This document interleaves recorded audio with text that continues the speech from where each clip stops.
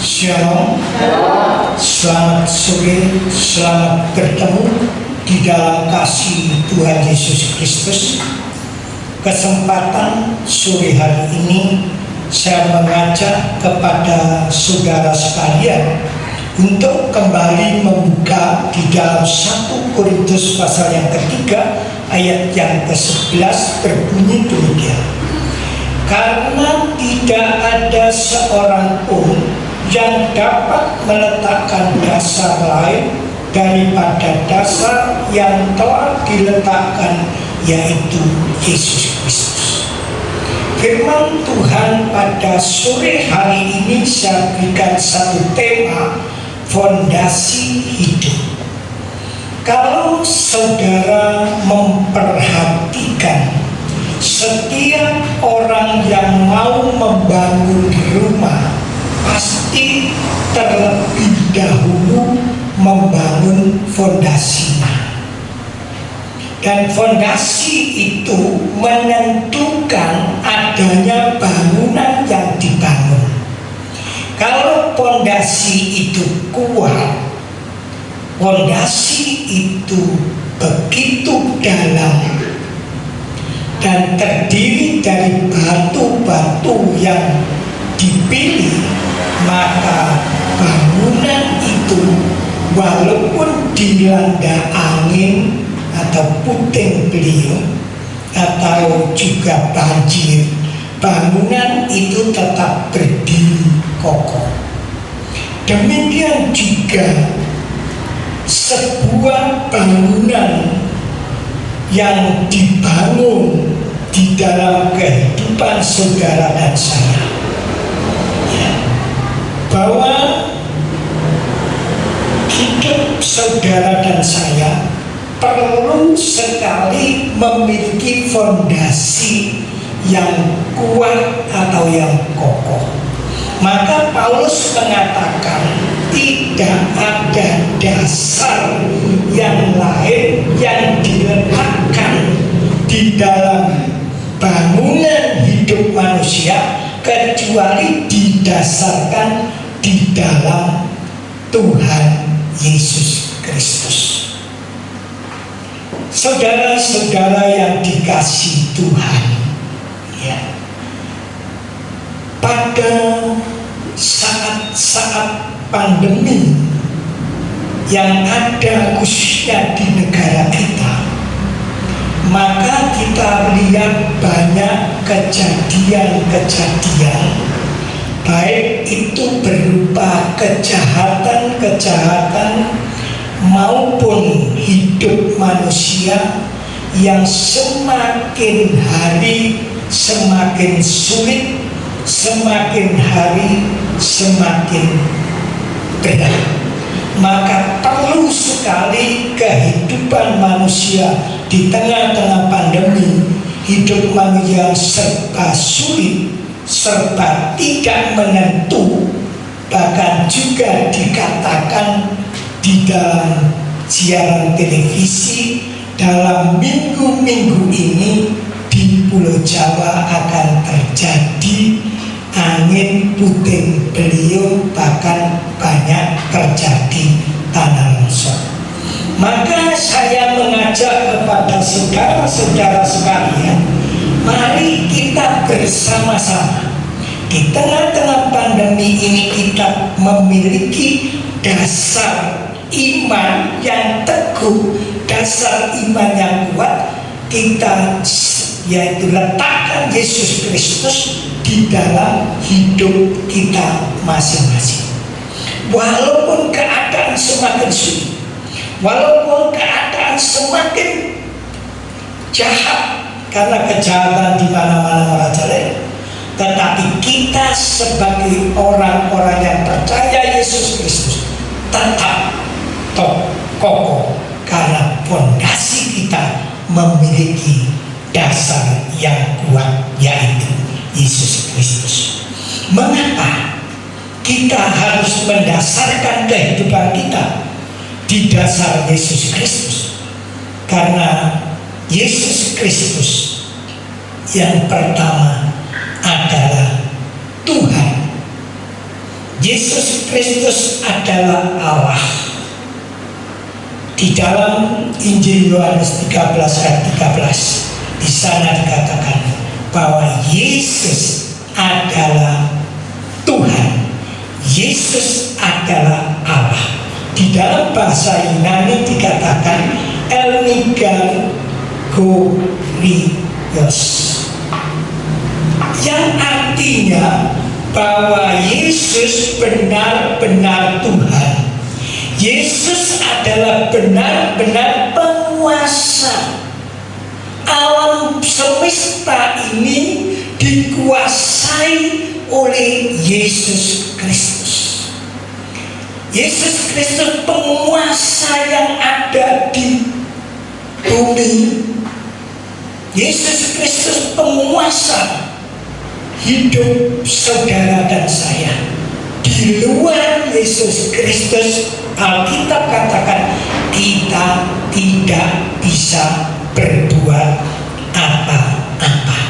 Jadi jangan saudara-saudara sampai mempunyai dasar di luar dasar Yesus Kristus, karena Yesus Kristus adalah penguasa. Yesus Kristus yang menguasai hidup saudara dan saya. Tadi pagi saya sudah mengatakan bahwa kemarin tetangga yang saya sering katakan kepada saudara sakit sakit puluhan tahun, sudah di atas 20 tahun, dia minta kepingin mati, anak menantunya ingin ibunya ini mati karena sakit di atas 20 tahun, tetapi tidak mati, dan kemarin baru meninggal dunia. Bapak ibu saudara yang dikasih Tuhan, kita pun tidak tahu sampai kapan usia kita di dunia ini, kita tidak tahu. Tetapi bisa juga sewaktu-waktu terjadi bahwa saudara dan saya dipanggil Tuhan. Untuk itu dikatakan di dalam Yohanes 13 ayat 13 bahwa Elmigagorios, yang artinya Tuhan adalah penguasa. Tuhan adalah pemilik langit bumi dan alam semesta ini, termasuk saudara dan saya adalah milik daripada Tuhan. Dan apa yang dititipkan kepada saudara dan saya itu pun titipan daripada Allah, ya, hanya dititipkan saudara dan saya. Kita tinggal bisa menikmati apa yang ada.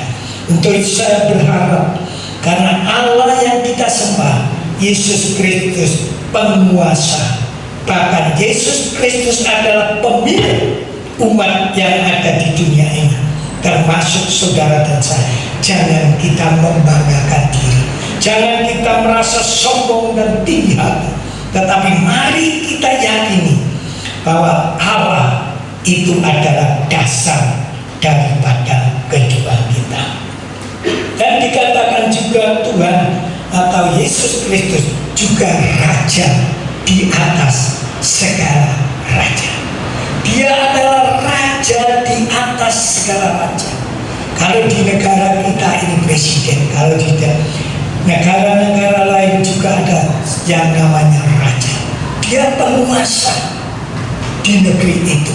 Tetapi Yesus Kristus penguasa, pemilik, yaitu Raja di atas segala raja yang ada di dalam dunia ini.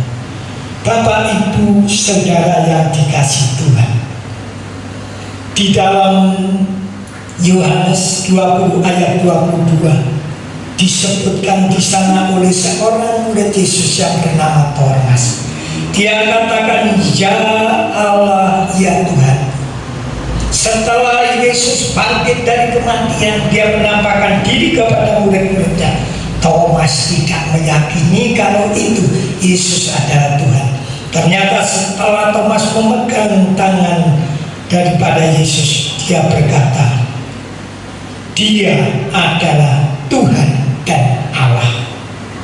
Dan di dalam Yohanes pasal 8 ayat 58 di sana disebutkan, sebelum Abraham lahir, sebelum Abraham ada di dunia ini, Yesus Kristus sudah ada. Jadi Yesus Kristus tidak perlu diragukan. Kita harus memiliki dasar di dalam Yesus Kristus. Bahkan di dalam Ibrani 13 ayat 8 dikatakan, Yesus yang kita sembah itu dulu, kemarin, sekarang, bahkan sampai akhir zaman, sampai hidup kita nanti berakhir, Dia tetap sama kuasanya. Dia tetap penguasa, Dia tetap pemilik, dan Dia juga tetap raja di atas segala raja. Yang kedua, di dalam Kisah Rasul pasal yang keempat ayat yang ke-12, mari kita lihat bersama-sama. Di dalam Kisah Para Rasul pasal yang keempat ayat yang ke-12 berbunyi demikian, dan keselamatan tidak ada di dalam siapapun juga selain di dalam Dia, sebab di bawah kolong langit ini tidak ada nama yang lain yang diberikan kepada manusia yang olehnya kita dapat diselamatkan.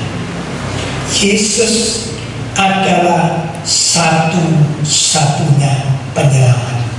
Yesus adalah satu-satunya juru selamat. Ya. Bukan salah satu Yesus itu juru selamat, tetapi Yesus satu-satunya juru selamat. Di dalam Yohanes 14 ayat 6 dikatakan di sana, siapapun yang hidup di dunia ini tidak bisa sampai ke surga kalau tidak melalui Yesus Kristus.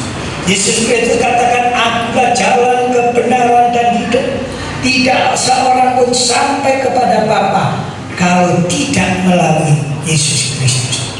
Dia adalah satu-satunya juru selamat yang patut kita andalkan, dan Dia sanggup menyediakan tempat kalau kita dipanggil oleh Tuhan pulang ke hadapannya.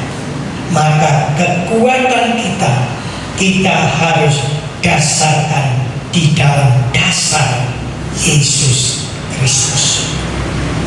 Yesus Kristus itu sebagai dasar daripada kehidupan kita. Karena banyak menjelang akhir zaman, banyak orang yang tersesat.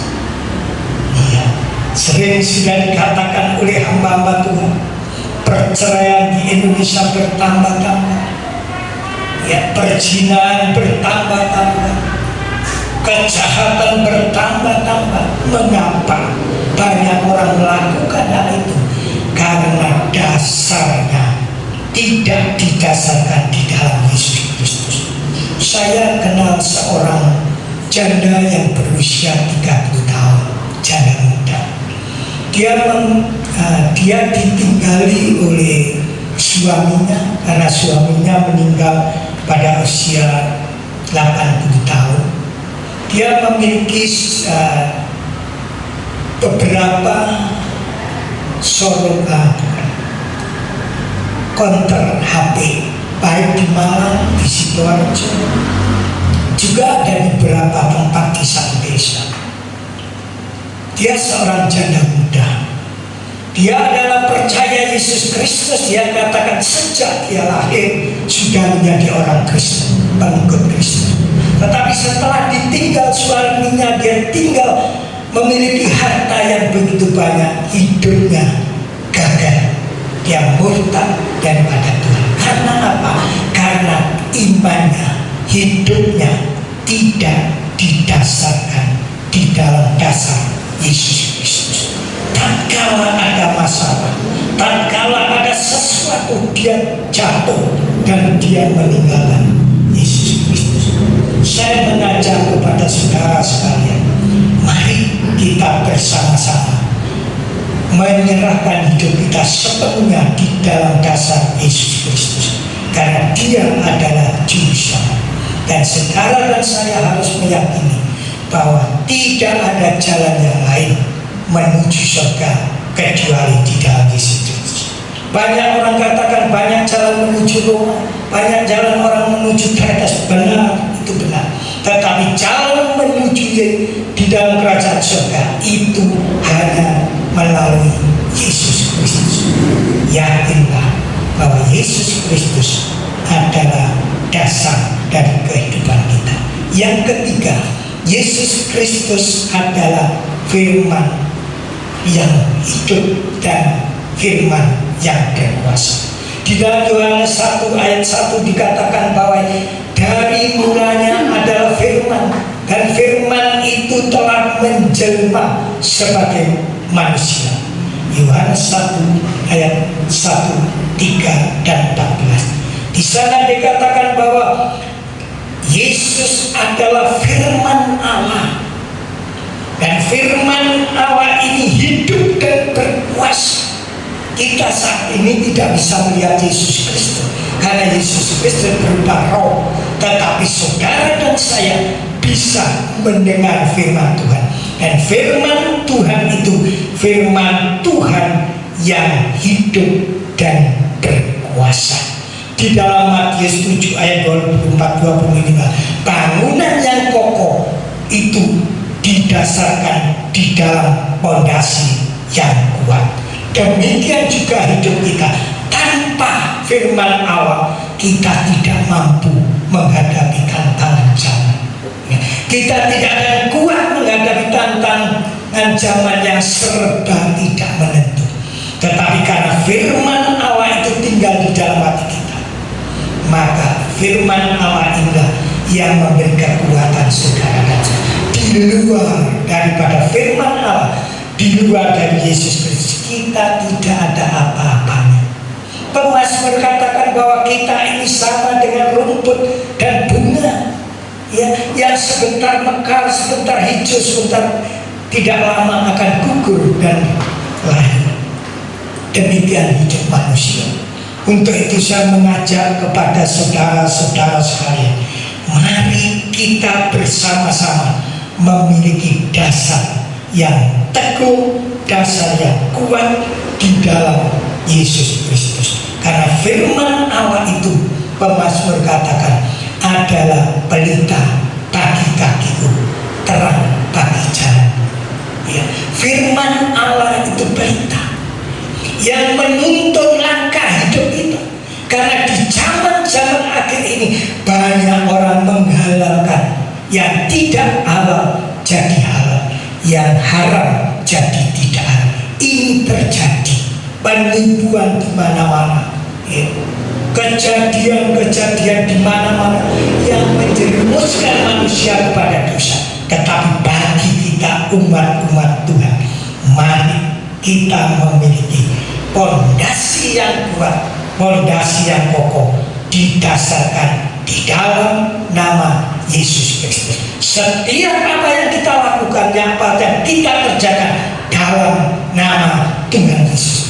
Baik angin ribut, yang saya maksud adalah baik godaan menimpa, baik godaan-godaan datang kepada kita, kita tetap kokoh karena kita memiliki dasar Yesus Kristus. Sekali percaya Yesus Kristus, sampai akhir hidup kita percaya Yesus Kristus.